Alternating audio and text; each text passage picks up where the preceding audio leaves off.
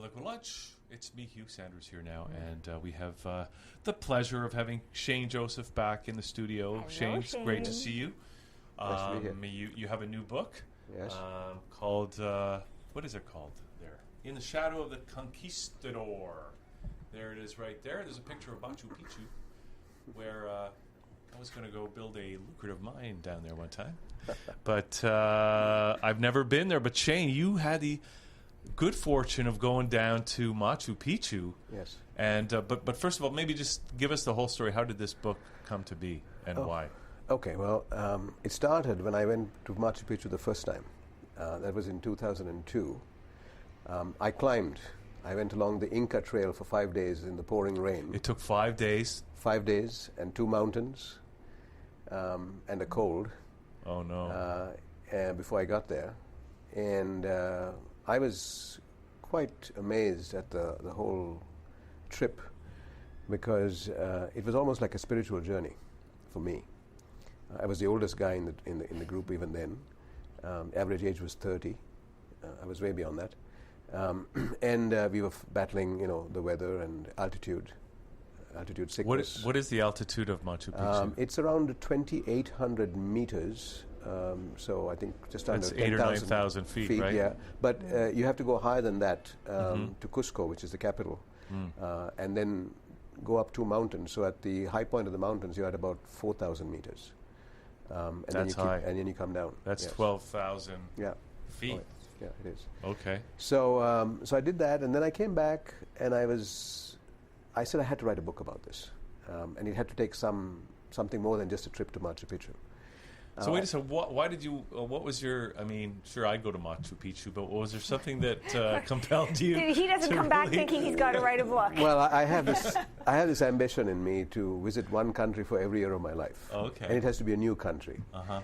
And so I was running out of countries, right? And Peru had always been an interest to me. So I decided I was going to do it. So I went there, but it took me 5 years to write the book, to actually sit down to write the book, because a few things happened in my life, and I got busy with other things. And then I sat down and I wrote it in about 6 months. I had the book ready. I gave it to a few readers, and they didn't like it, because the book was set in the present. Mm-hmm. And I had basically compared 2 of my characters who are boomers like me, who had basically lived lives of entitlement and who had basically taken more than they had given back, and they were out to Machu Picchu to try to reconcile themselves, and it wasn't quite enough, is what I heard back. So then I went and studied the life of Francisco Pizarro and Diego de Almagro, the original conquistadors who went to Peru, and I saw the parallels very quickly. These 2 guys from the 1530s were equally bad as my 2 guys in the 21st century. They had taked and raped and pillaged and been me first and done all the things that we are supposed to be doing now to destroy the planet. So then I had one of my characters write a book about Pizarro to try and understand himself. And I fused the 2 tales together. So you have this old story and the new story running side by side, and you're starting to see the parallels between the new conquistadors of our generation versus the old conquistadors. So how does it work? Like one chapter will be set in the present, the next chapter? Not necessarily in that order, but where incidents in the present mirror incidents in the past, the chapters come together. I would say 70% of the book is in the present, and the 30% is in the past. But also the present is broken out between two time periods. There's the climb to Machu Picchu, which is the main kind of focus, and then the growing up of these 2 characters in the 60s and 70s in Toronto, and sort of the incidents that form their character and made them who they are in the 21st century. So there's 3 storylines, but 2 of them are in our time, and 1 is back in the time of Pizarro. So does it get confusing from the perspective of the reader? Not necessarily. I have them fairly cleanly delineated. I mean, you can see, for instance, the Pizarro parts are in italics with some illustrations. Okay. I even had an illustrator do those parts. And then the other stories have got clear time dates marked on them so that you understand which is which. Now, did you have to do a lot of research to get into the head of Pizarro and to really understand what really happened? Because, I mean, we've heard of these guys, but probably most of us aren't really familiar with what really happened historically. Right.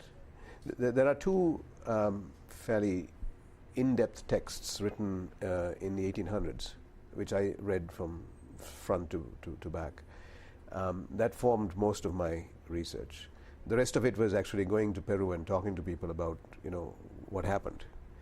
And I went to Peru again this year, and I saw a big change.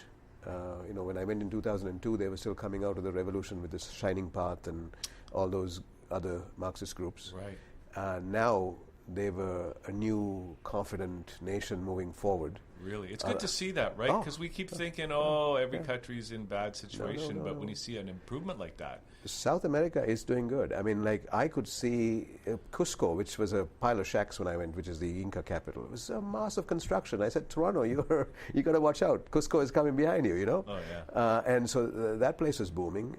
They have apparently benefited from their mining industry. Yeah. And so that has helped them. So, I even went looking for the museums where I had seen the history of the Inca and the Spanish, and a lot of that had been taken out. There were now paintings of the Inca and things that glorified the Inca culture, but certainly none of that colonial baggage. So maybe all this growing and development is not a good thing either, though. You do tend to lose a lot of that history and the culture and that. I mean, there was the torture chambers and the waxworks and the Inquisition, and I wanted to see all that stuff, which I'd seen back in 2002, and it was all gone. Yeah. I got to ask you this then, Shane, since you were, scoping out the museums, you've heard about those skulls they found in Peru? Oh, yeah. Those elongated skulls that don't look human? Well, I don't know about those, but I did see a lot of skulls. Did you? I went into the catacombs, and it's interesting that they even had a class structure for the catacombs.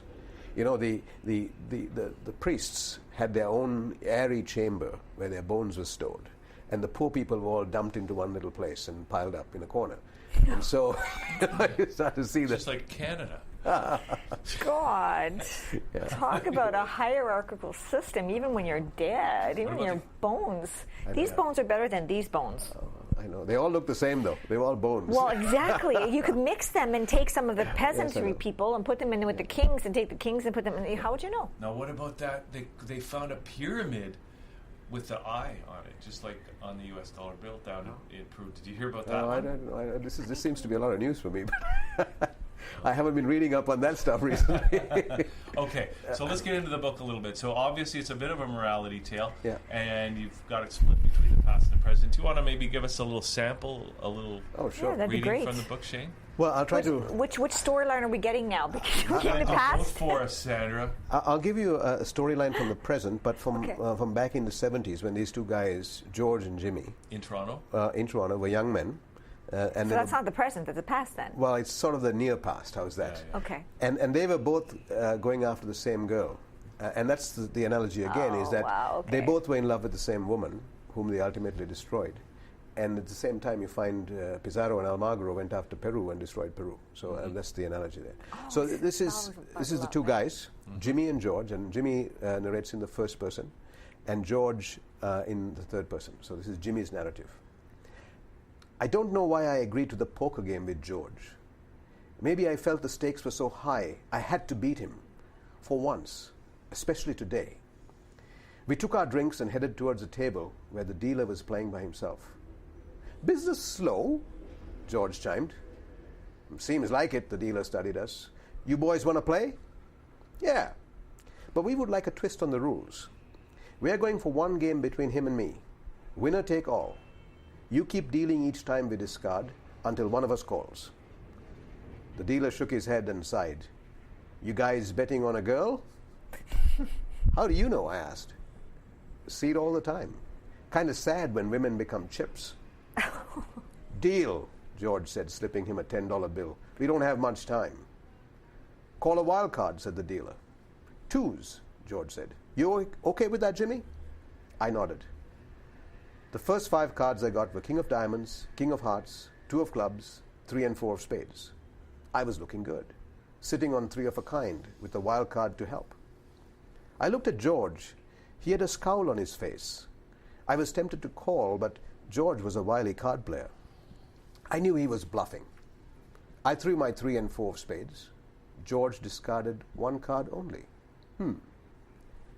My replacement cards were 2 sevens. I was now on a full house. Better call it now than later, I thought, and was about to tap when I saw George grinning. What was that line by Kipling, Jimmy? If you can risk all your life's possessions on one game of pitch and toss, I buy that line, you know. I prefer a fool and his money are soon parted. Bridges, 16th century. But what about Pizarro and Almagro duking it out over Cusco? Read that part of Inca history, Jimmy? You boys finished with the literature bit and ready to call? Asked the dealer, who was now looking anxiously at a fresh bunch of guests who had crowded around. I'll call, George said, and I felt a clutch at my heart. How could he do better than a full house in just 2 serves? Lay your cards down, the dealer ordered George. He put them down one at a time. Ace of hearts, ace of clubs, 2 of spades, 2 of hearts, and his replacement card, which was still lying where the dealer had placed it face down, the 6 of hearts. He had trumped me with 4 of a kind. 2s are great wild cards, eh, Jimmy? George grinned at me as I chucked my hand face down on the table and stalked out of the room. I heard him calling after me, but it was not the voice of the George who cared. He was just going through the motions then. Son of a bitch. So that's the first part. That's compelling writing. I was actually, I was right there. Where was that? In Toronto? That was in Toronto. It was a university graduation party, and they were betting on the same girl. Wow, that was very riveting. That was really so now we have well George. done. Now we have George. This is George's well, we're voice. not done. Same point, yeah. After Jimmy left, he checked his watch. Good. She should be showing up at any time now. He slipped the dealer another $20 for his work in arranging the distribution of wild cards, and went outside the ballroom and waited in front of the main entrance doors. He had asked her for an extra hour to help them decide who should be her companion tonight. Well, he hadn't exactly gone into the details of how that would be accomplished. He had simply told her that he and Jimmy would have a gentlemanly chat about it, and the best option from her vantage point would be decided. After all, Jimmy had been his oldest friend, and they had made many life-altering decisions in the past in a civilized manner. She had been grateful for being relieved of having to make the decision herself. And then he saw her coming towards him, dressed in a burgundy evening dress, hair pulled back and trailing 2 long curls down the side of her face. A pendant on a simple chain adorned her neck and nestled on the swell of her bosom, amply displayed over the low-cut dress. She saw him, and her face lit up. The air of anxiety surrounding her immediately lifted, for her gait quickened as she hurried towards him. "Oh, George," was all she could manage as she looked into his eyes. "It's all right. We decided. He left." "I'm glad it wasn't you that left," she whispered, as if praying to herself. As he took her arm firmly and led her inside, he knew he would have her tonight. He had earned the privilege. Whoa. So that's how these guys settled their bills back in the 70s. But it seems she liked him. She was glad the other guy left. She was, to some extent, but she didn't want to hurt the other guy's feelings either. So she's glad these guys settled it. But this sounds best for her, from her point of view. We'll find out. Gotta read the well, book. yes and no, because he did it unethically too, right? Yes. He was dishonest. So how does she know he's going to be honest in the There's a lot going on in this book, Shane. There is, and the Conquistadors were not any better. Just around that page. Holy cow! That was so. Wow. Did you plan to read that particular segment? Well, I thought it would reveal the characters better. One is the honest guy who plays by the rules, and the other guy who's not playing by the rules.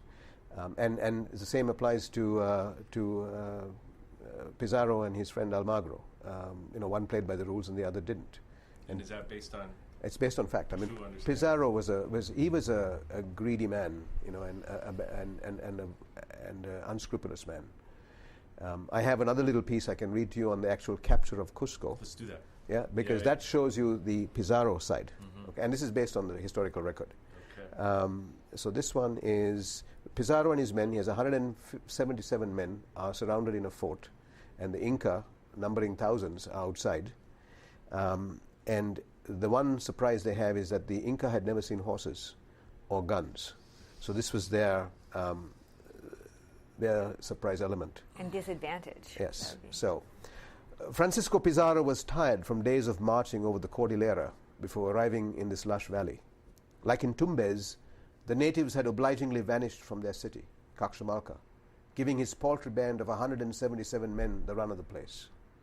He stood in the Plaza de Armas beside his lieutenant, De Soto, and brother Hernando, squinting against the occasional glint from the chain mail of his men who were hiding strategically around the plaza, waiting for him to drop his handkerchief. Pathetically outnumbered, surprise was their only advantage, and guns. They had attended Mass that morning, and the men had been given an extra-large breakfast. Now they longed to kill. And now Atahualpa, king of the Inca, and his entourage were outside the gates of Caxamalca, invited to dinner by the Spaniards. The Inca were colorful in tunics of white and red. The vanguards swept the path in front of their ruler and his party with large tree branches. 3 battalions followed from among the tens of thousands of troops encamped outside the city, littering the plain. They stood tall, signifying noble birth, and their breastplates and helmets glinted, casting Francisco's troops' telltale signs into shadow. There were 5, perhaps 6,000 Inca in the square as the sun began to go over the city's ramparts. The press of humanity parted, and Atahualpa appeared on a throne, borne upon a litter, with the magnificent plumes of his diadem fanning the air around him. His haughty manner demanded privilege and obeisance as his birthright. His men bowed their heads in his presence, and he squinted quizzically at these white men who merely stared him down. Friar Vicente, who had conducted Mass that morning, stepped between the Inca and the Spaniards, and with raised cross in one hand and a Bible in the other said, "It is God's will that you be the friend of our commander." Atahualpa shot back through his interpreter, "Your men have mistreated us. You have stolen from our storehouses." Vicente protested at this affront, stamping his foot in the dusty square, going so far as to say, "You will submit to the authority of the King of Spain, become a Christian, and abandon your idolatry of the sun that sinks each day, unlike our God in heaven." "I will never be a Christian," was the translated reply. "Your master may be my friend, and we accept his offer of hospitality, but I will never give up my God." Atahualpa inclined his head towards the setting sun. Francisco seized his opportunity while the priest and king were locked in ideological debate. Pulling his tunic around him and drawing his sword, he darted across the square, waving his handkerchief. Arriving at the Inca's litter, he pulled the startled king off his perch and yelled, "Santiago!" the code for shoot at will. The plaza exploded in gunfire, coming from all directions, picking off the Inca like dazed ducks. Pausing to reload was the only determinant of how many died, how fast. All the while, Francisco held on to his prize hostage, who was not as strong as his royal bluster had projected. The Spanish cavalry emerged in the wake of their guns, slashing left and right, yelling, spilling blood that flew across the square as heads parted bodies and rolled in the dust. The trapped Inca tried to retreat to the gate, which had closed behind them. The surprise was total. The nobles in Atahualpa's entourage made one brave attempt to surround their leader and fend off the Spaniards, but they too were mowed down relentlessly by the pressing cavalry. The square fell quiet as the life of the Inca was taken out of it. The groans of the dying were relentlessly extinguished by a slashing saber or a fired gun or a horse hoof grinding down on bone.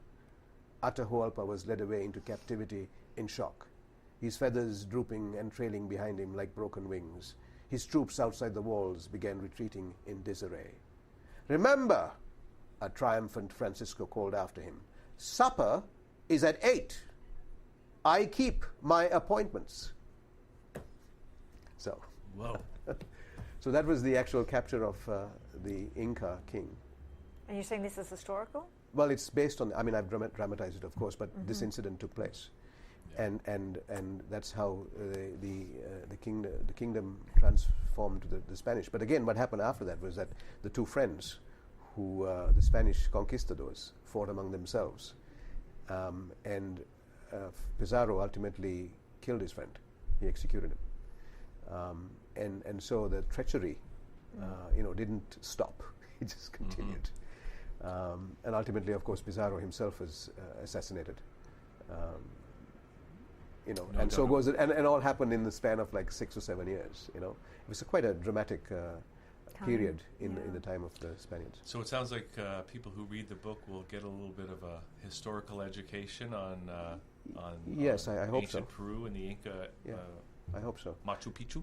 Yeah, and I also hope they get a sense of the culture that exists today, because in the journey up to Machu Picchu, there is interaction with the locals, the Quechua people, and their interaction with the Westerner is an interesting play, because you see that some of their values don't necessarily. But I mean, arguably, the mainstream Peruvian culture is a Western culture now too, right? The mainstream city culture. So what you see in Lima, Peru, which is also where I visited, is very westernized. It's another big city.